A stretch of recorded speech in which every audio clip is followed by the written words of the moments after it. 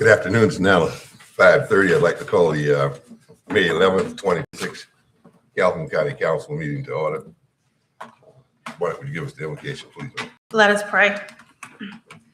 Dear Lord, we come to you today asking for guidance, wisdom, and support as we begin this meeting. Help us to make decisions that serve our community for the best way possible. Amen. Amen. We have a motion for approval of the agenda.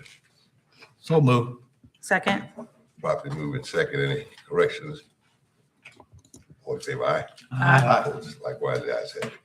Richard, we have any public comments? No public comments. All right. We're now in public hearing on ordinance 2026-2, an ordinance to amend Chapter 2, Article 5 of the Calhoun County Code of Ordinances to allow for amendments to the Calhoun County Procurement Code. Floor is now open for comments or questions.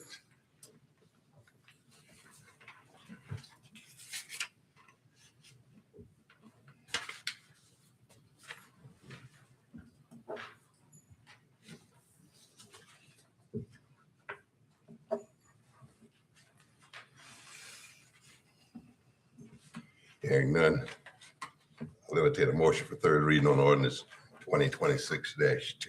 So moved. Second. Properly moved in second. Any further discussion?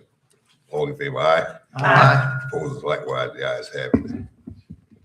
We now in a public hearing on ordinance 2026-3, an ordinance to amend Chapter 21 of the Calhoun County Code of Ordinances regarding the creation and duties of the Economic Development Corporation.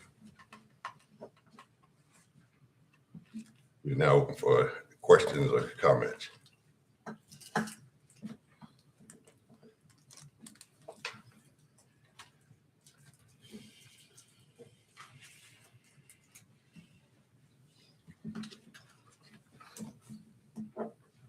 Hearing none, we out of the ordinance on 2026-3. We entertain a motion for third reading on ordinance 2026 Three. should be 3. I got 2 on Yeah, mine. that's 3. It's 3. So moved.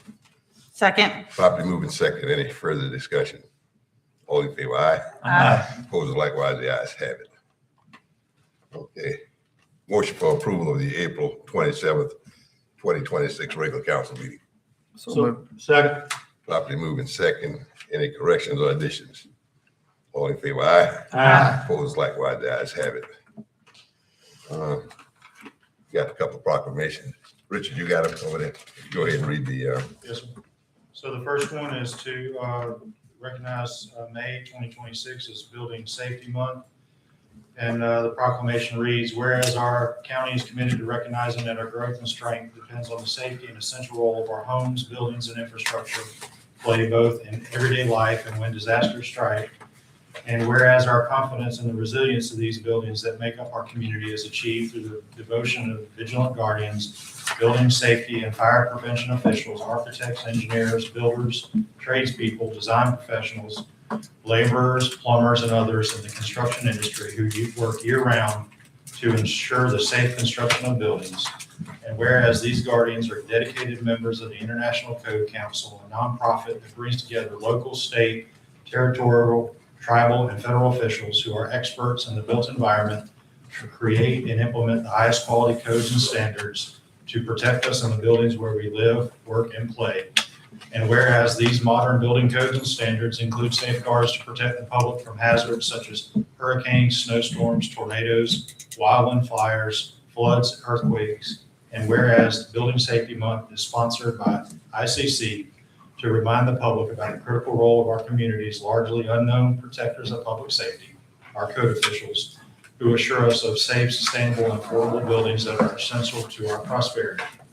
And whereas Built to Last, the theme for Building Safety Month 2026, encourages us all to get involved and raise awareness about building safety on a personal, local, and global scale. Whereas each year in observance of Building Safety Month, people all over the world are asked to consider the commitment to improving building safety, resilience, and economic investment at home and in the community, and to acknowledge the essential service provided to all of us by local, state, tribal, territorial, and federal building safety and fire prevention departments in protecting lives and property. Now therefore, Calhoun County does hereby proclaim the month of May 2026 as Building Safety Month accordingly, and encourages our citizens to join us as we participate in Building Safety Month activities. We have a motion for approval of the proclamation of Building Safety Month. So moved. Second. Properly moved in second. Any further discussion? All in favor, aye. Opposed, likewise, the ayes have it. We have another proclamation, Yes, sir. emergency medical So, service. May 17th through the 23rd, 2026 is Emergency Medical Services Week. And whereas emergency medical services is a vital public service, and the members of Emergency Medical Services team are ready to provide life-saving care to those in need 24 hours a day, 7 days a week. And whereas access to quality emergency care dramatically improves the survival and recovery rate of those who experience sudden illness or injury. And whereas the emergency medical services system consists of paramedics, advanced EMTs, dispatchers, firefighters, law enforcement officers, nurses, physicians, emergency management personnel, and many other dedicated professionals working to protect the health, safety, and well-being of the citizens and visitors of Calhoun County. And whereas the members of Calhoun County EMS continually provide compassionate, high-quality care and demonstrate courage, professionalism, and commitment while serving the community under challenging and often stressful conditions. And whereas Calhoun County EMS responds to thousands of calls for service annually and remains committed to ongoing education, pediatric readiness, community outreach, and excellent and pre-hospital emergency care. And whereas it is appropriate to recognize the value and accomplishments of emergency medical service providers and to honor their dedication to safeguarding the lives of others. Now, therefore, the Calhoun County Council hereby proclaims May 17th through 23rd, 2026 as Emergency Medical Services Week in Calhoun County, South Carolina, and encourages all citizens to recognize and express appreciation for the contributions of the EMS professionals who serve this community with skill, compassion, and unwavering dedication. We have a motion that we approve the emergency medical service. So moved. Second. Properly moved in second. I see we have some of our staff here. Would any of y'all like to say anything? We just want to tell you we appreciate the job you all doing out here, but nothing but good things about EMS. I wish y'all are one of our better agencies in this county, so we appreciate what you do. Yeah. But do y'all have anything you would like to? We're just trying to keep on doing good work for you guys. Okay, thank you all for what you do. Thank you. All in favor, aye. Aye. Opposed, likewise, the ayes have it. Again, thank you all for what you do. Under appearances, we have Dr. Moeller from Lower Savannah Council of Governments, Calhoun County Review. Dr. Moeller. Thank you, Mr. Chairman and council members. Every year I have the honor of coming before you and just giving you an update. I'm going to go real fast and go into the numbers and just leave it at that, some of the projects. But that might be a lot easier. You all know what we do. Our board members, thank a number of you who are on our board. I also want to thank Senator Russell Ott. We were here last month for our board meeting. He did an outstanding job of telling what was going on with the legislature and answering questions. And so just wanted to let you know, we really appreciate having him represent our region. And great guy. The programs, community development, economic development, aging, tourism, how we're set up. So this is last year's number, and I apologize for that, but just to give you an idea, for the return on investment, it is $102, so that I know that you're working on your budget right now. When you go into that, there is a part where you have a fee going back to Lower Savannah Council of Governments, and that is your return on investment. And I'll tell you, we really appreciate working here. I'm going to show you some of the projects that we have been working on in the last year, and I think you'll take a look at those and go, yeah, it's really some great stuff here. The overall revenue by programs last year was $9.6 million. We have been bouncing about 11 to 13.5 million the last couple of years, as you know, from the CARES as well as the American Rescue Plan. There was a lot more money coming into local governments for services. In addition, as you recall, with the transition of presidential administrations, there were a lot of stops in regard to getting some of that money out. And so we had a real problem getting our aging money out in any kind of fashion. And also our EDA money did not come until 6 months, 7 months later than it usually did. And so that number is a little bit lower than it usually is, but I wanted to let you know. We usually average about, like I said, about $11 to $12 million a year. Because of those issues, this previous year was a little bit low. Most of our funding comes from the federal states and here in Calhoun County. The federal agency that we usually worked with was the Administration for Community Living. Right now, the Department on Aging, South Carolina Department on Aging, has no connection with them and they don't really talk. So that things up in Washington, D.C. are really not moving. Somebody's up there to press the button, which is a good thing in regards to getting the funding out. But there really isn't anybody up there that they're talking with or can talk about programming or what's coming up next. That being said, the money is coming through the South Carolina Department of Aging, which is our connection to those funds. Here in Calhoun County, this past year, we did assessments. We did 242 assessments. That's when the folks go out there, my staff goes out there and talks with the seniors and figures out what are their needs and what programs are actually going to work for them. Out of those, we helped with Calhoun County Council on Aging. 133 seniors received homebound meals. We also helped 79 with congregate meals. To let you know, Jill Truesdale is a wonderful partner. And just Saturday, they had their event. What's the name of that event again?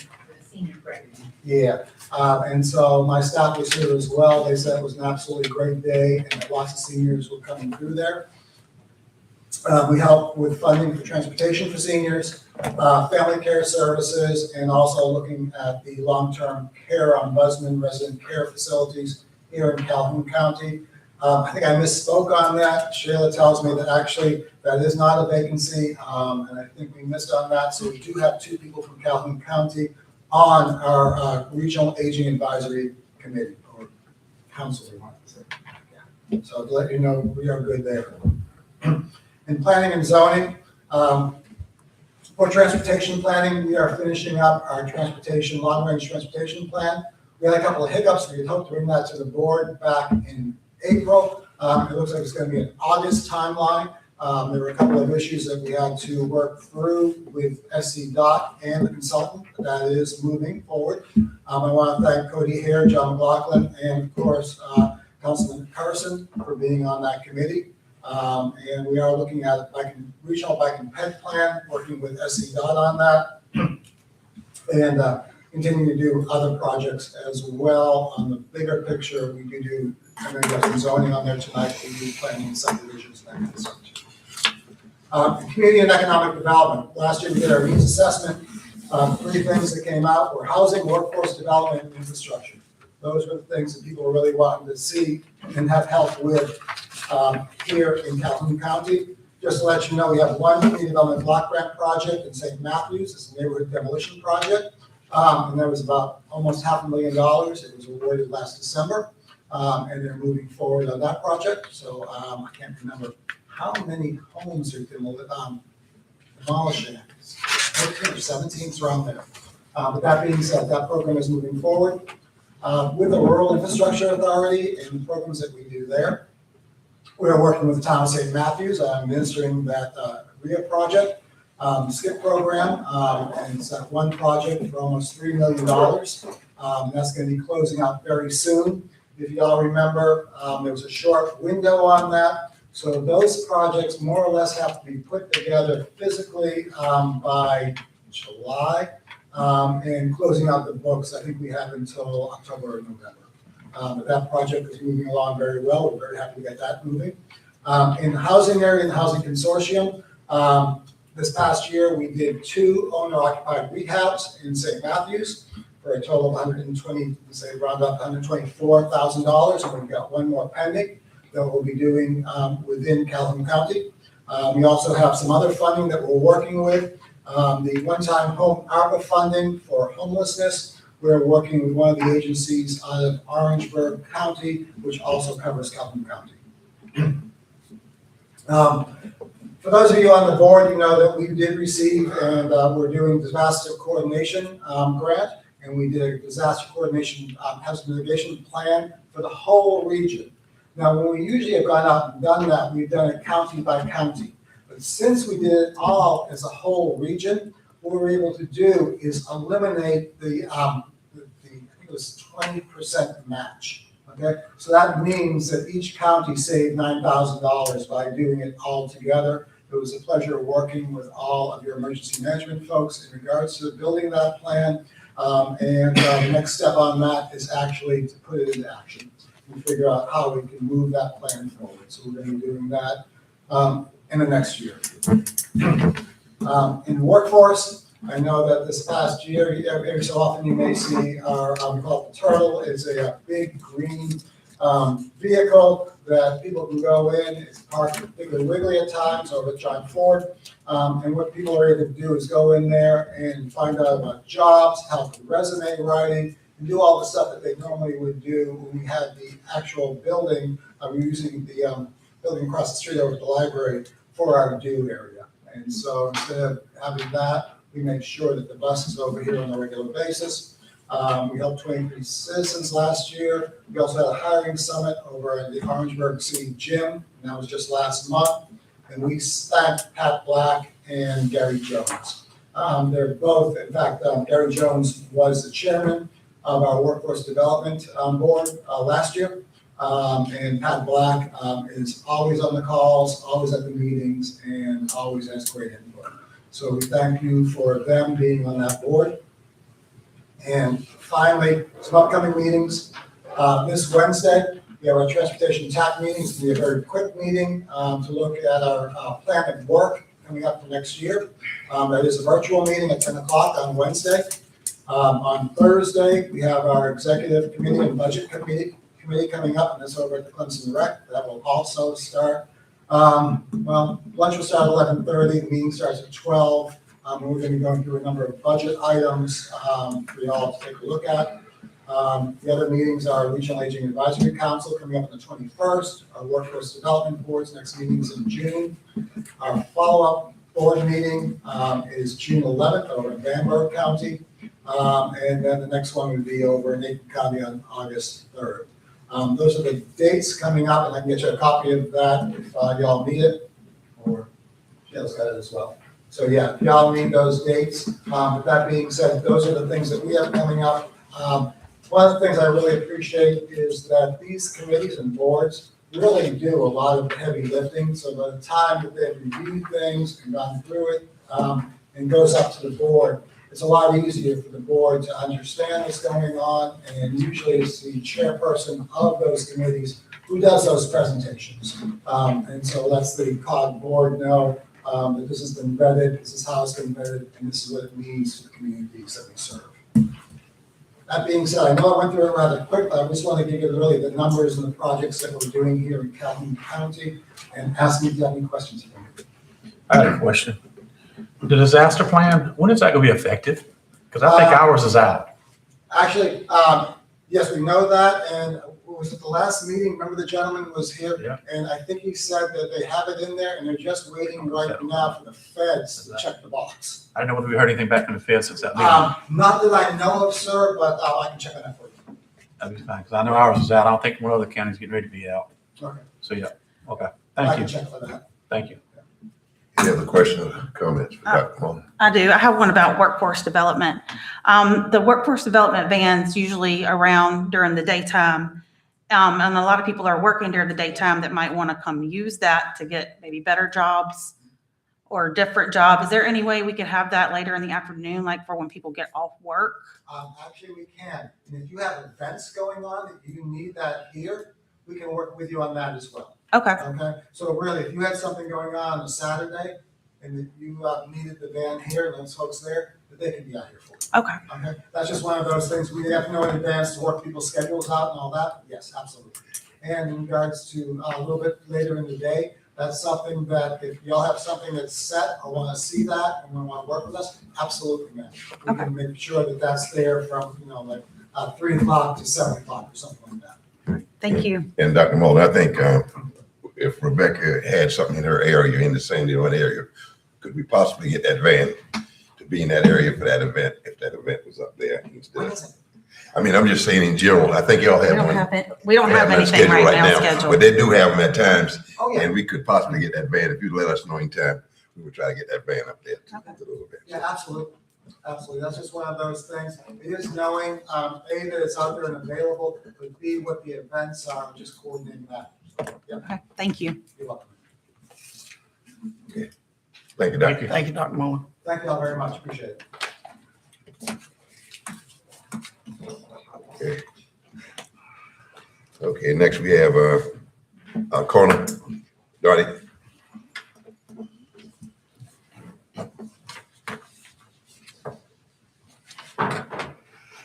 Hello, Council. How you doing? All right, how you doing? Council lady.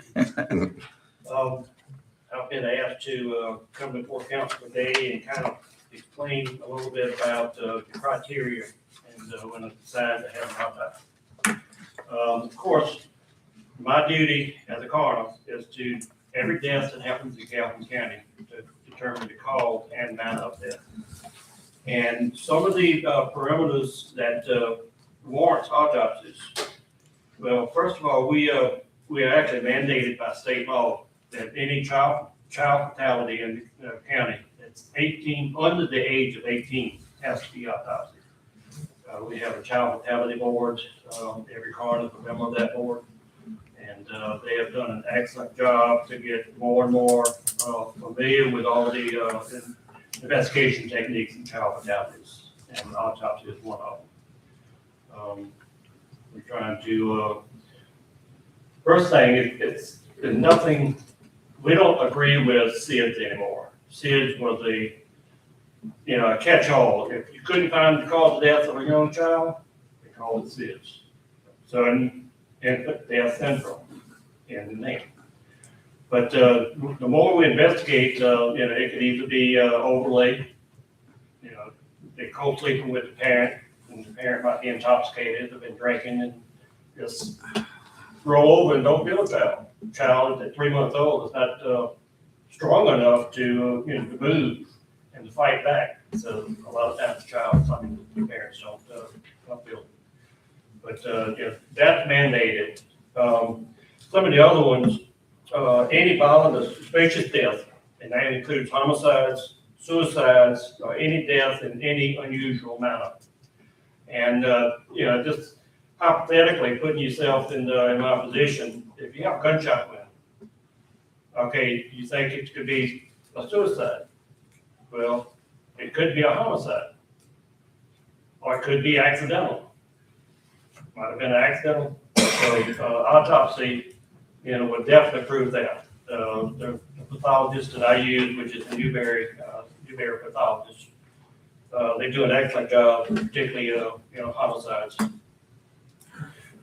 Any sudden unexplained deaths, and that goes like 35-year-old male that has no medical history and drops dead, or 19-year-old, 18-year-old playing basketball collapse. That would be one of those, you don't know what happened, so you have to have an autopsy done. Unattended deaths, that's anybody that is not under the care of a physician. Now, these are just guidelines. I don't follow these guidelines to the T. I try to use a lot of common sense and to keep it down to the minimum as I possibly can. Any accidents, motor vehicle, boating, swimming accidents that suggested to have autopsies. For example, if you have a traffic accident, let's just say that person does not have a heart attack that caused the accident. So that's my job to determine, whether he did before he hit that tree. And if so, you look at the magnitude of it. If they've got double indemnity insurance, if it's accidental, then they would be qualified for that. If it's natural death, if he had a heart attack before he hit that tree, then he's not. And also, if you look at somebody that's working, driving a tractor trailer truck, then you get workman's comp involved. So anytime workers' comp is involved, it's best to get as much evidence whatsoever that you could possibly get. Because, you know, that CYA kind of thing. Immediate hospital deaths, you know, like if somebody from Calhoun County goes to Orangeburg, even though they might die at the hospital in Orangeburg County, but if they're from Calhoun County and under the, like if they are having a surgery and they die during that surgery, well, you know, the hospital is not going to have an autopsy because, you know, so much liability could be coming up. But that falls on me in Calhoun County to have an autopsy and make sure that, you know, it wasn't any neglect, abuse, anything like that. So that's one of the other ones. And also children, as I made mention to a little bit earlier. Kind of give you an idea about how many autopsies they can have. Don't have the figures on 24. 2024 was an unusual year. I mean, we had a lot of autopsies. And just want to also say that a burn victim, you know, that's a criteria that I have set myself, and I've seen it in publications that, you know, you need to, because common sense will tell you, if somebody is burnt, it hides all kind of evidence whatsoever on the outside. But then if you do autopsy, you could find broken bones, you could find bullet holes, you could, you know, do a lot better job. So a burn victim, it's best to have an autopsy. Also, somebody has died and is there for a while. Decomposition also hides evidence. So it's a good idea. Now, of course, like I say, I don't follow these guidelines to the T, but in a situation that, you know, a 75-year-old man that lives by himself, got numerous histories, had 4-way bypasses 2 years ago. He's on, you know, high blood pressure, high cholesterol, all these other diseases, and they find him 2 weeks later. Yeah, I don't think I need an autopsy on that. Sometimes I do a toxicology, which is a whole lot cheaper. But that's just some of the scenarios that I have. I always use numeric pathology. Numeric pathology, and there are 2 different types of pathologists. You have forensic pathologists and you have regular pathologists. Forensic pathologists has a degree in law enforcement and death investigations, homicide investigations. And we've got one in Newberry and we've got one down in Charleston. Well, personally, I don't like the traffic down in Charleston. I like to go the other way in Newberry, and they do an excellent job over there.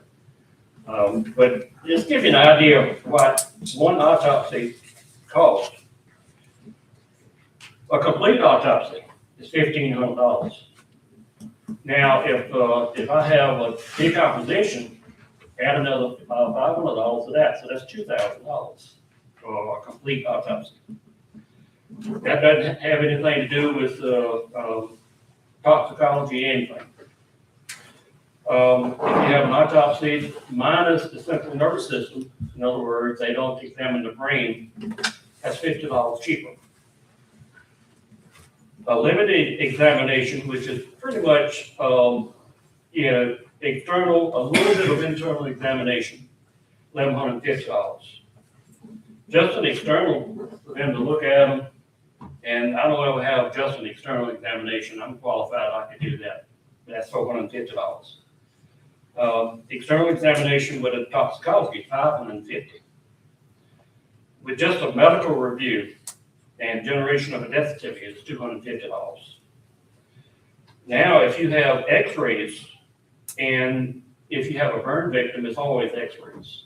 And also, if you have a decomp, it's always x-rays, because you don't see the outward evidence that you would normally see. That's $1,550. Forensic autopsy minus the central nervous system with x-ray, that's $1,500. Limited exam with toxicology, procurement and x-ray, $1,200. External examination with an x-ray, $500. An external exam with toxicology, procurement, and X-ray, $600. And the standard postmortem toxicology is $300.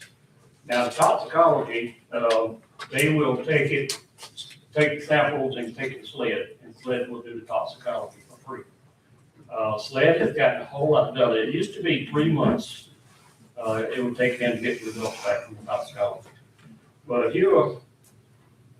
if you have a death that's pending toxicology, and you got to wait 3 months, to me, that's not acceptable. Because the family can't do anything with a pending toxicology. They can turn it in Social Security. But they have to have a full death certificate to be able to get access to the loved one's bank account. Other legal matters that they don't have a chance to with pending toxicology.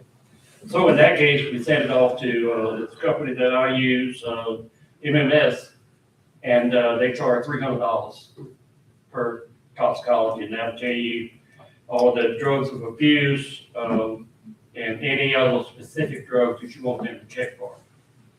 So, and I also mentioned that for decomp, they charge extra $500 for them to be able to disinfect and clean up afterwards. Does anybody have an idea what a private autopsy? Because you might have somebody in New York, and I have this a lot. If somebody is like at Calhoun Convalescent Center, and their brother is in there, been there for 10 years, and they live in New York, and the brother dies, well, part of grieving is blaming, point and blame. They didn't take care of my brother. In that case, if 9 times out of 10, do the convalescent center, he's got sufficient medical history. But they're adamant about it. Let's have an autopsy. Well, I'm the only one that could say, okay, we're going to have an autopsy. But in that case, if I feel like it's everything up and up, all the investigation, everything, they didn't do anything wrong, they could have an autopsy, but it costs them $7,000 to have a private autopsy. And they'll do it, and if they want to do that and find something that they can sue on, welcome to do that. Most of the time when you tell them that $7,000 figure, they go, oh, no, I don't think I'm going to do that. They'll back up off of that. So far, well, in 25, had 8 autopsies and had a total of 142 deaths in the county. So far this year, had 55 deaths, and I've had 5 autopsies. And those 5, probably 3 of them have been the last 2 weeks. So it's something that you can't predict. A rash of them comes around, and 2 or 3 in a row, just like I've had the past couple of weeks. I've had a suspected suicide. I forget exactly what the other 2 were, but it needed to have autopsies done. But the year before that, I think probably had close to, I'd say 14 or 15. So that kind of explains, when an autopsy is needed and kind of how we stand right now. I also want to say that in that line item that's budgeted for postmortem and inquest, also, if I have to hire a transport service to take a body to Dewberry, that's $200, and that comes out of that same budget line item. Also, if I have a deputy covering, and usually the only time I have a deputy covering is if I got to go to a conference or something like that. And if he has any calls, then pay him, it comes out of that line item also. So it's not only just autopsy, it's deputy coroner calls and also transport fees comes out of that. Okay, is there any questions? Anybody got any questions for Donnie? No, I just think it's interesting that you take precedence over a doctor. If somebody dies in the hospital in surgery, you can still, that's interesting. Donnie, look, we've been trying to bring department heads and stuff in to educate our public, and I think you did a good bit of educating us on what actually, in terms of the tops and stuff like that. And it's not as simple as we thought it was. I mean, you got a lot of work there, and we appreciate what you're doing. Yeah. All right. Thank you again for taking the time to come in and explain that to us. Thank you. Yeah, when I first started, it was a major misconception that the coroner, he walked in the room and looked, yeah, he's not breathing anymore, he's dead. And I want to reiterate something that you guys said about our EMS, because we work hand in hand, and these guys are great. I just don't think they get in the double. So I want to say thank you to you guys. Thank you, Donnie. Thank you, Donnie. Thank you, Donnie.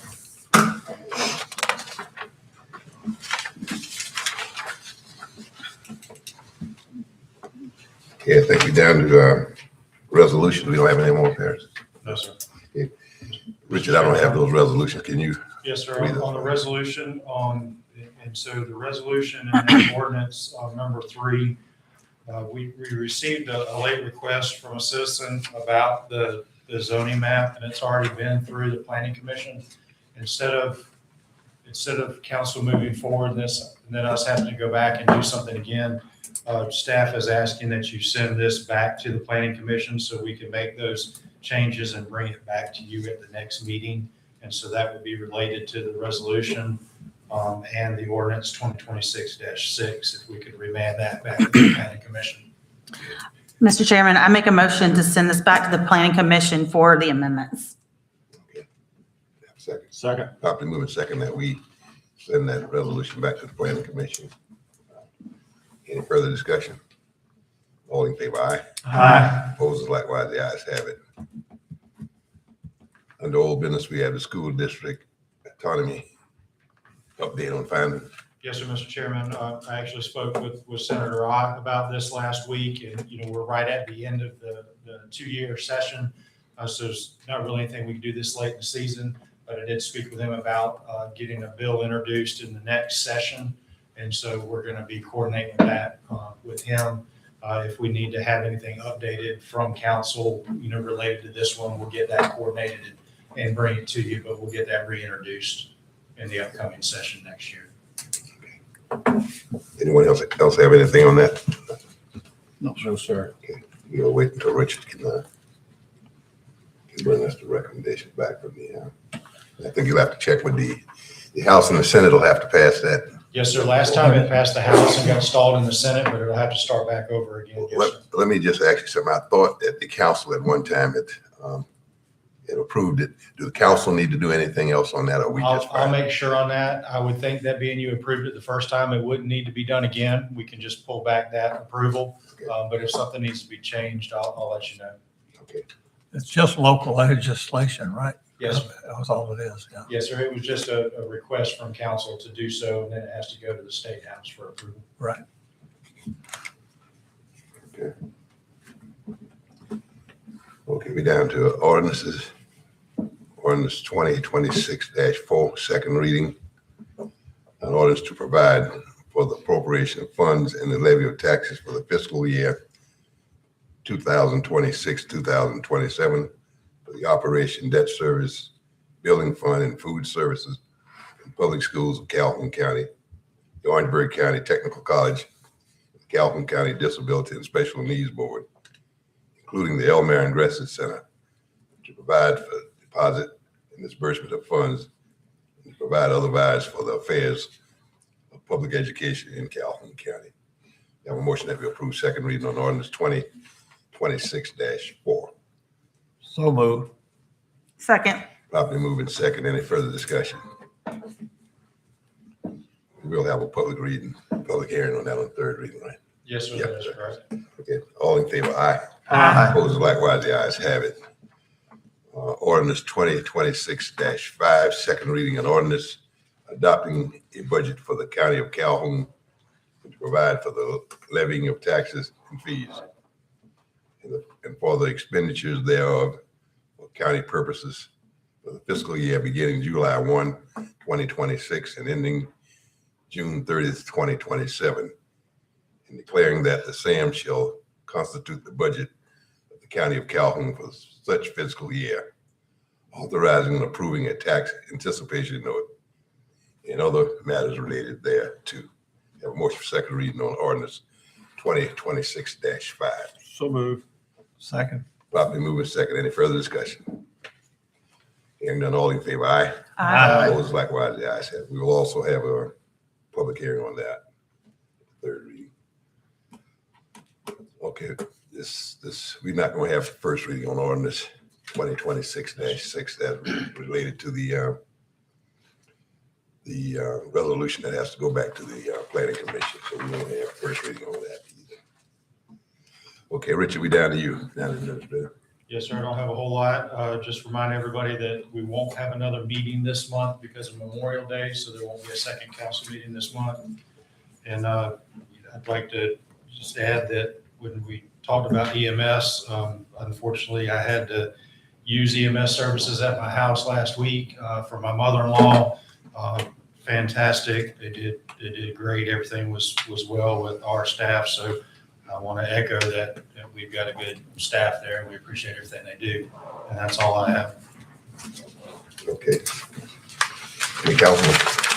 I just want to thank everybody for coming out to the Red Rock Open House last Saturday. It was a very good turnout. And we had EMS there, and they were loading these children on their stretcher and onto the ambulance. They were having a lot of fun. So I appreciate everybody that came out. Yeah, that was a good event. I appreciate all the hard work the volunteers and everyone had setting it up. Thank y'all for being there as well. The only thing I have, I was notified this weekend about an issue with our convenience center. One was closed earlier. I think we posted time till 5 o'clock, and was notified someone went out there close to 5, but it wasn't 5 o'clock. And just to follow up on that, make sure that's not a regular occurrence, because I do know if you work all day on a Saturday cleaning out trash and you're trying to get it out for Mother's Day weekend and you pull up and it's no one there, that can be very frustrating. So I just want to follow up on that. Yes, sir. Thank you. Yeah, we will. And I actually checked on that, and we had an issue at the site, a new employee, and had to leave a little bit early. But we've checked on it, made sure it's not an occurrence, and we'll make sure it's not an issue. Thank you. That's all I have. Anybody else? Okay. Motion for adjournment. So move. Second. Properly moving second. All in favor, aye. Aye. Opposed, likewise.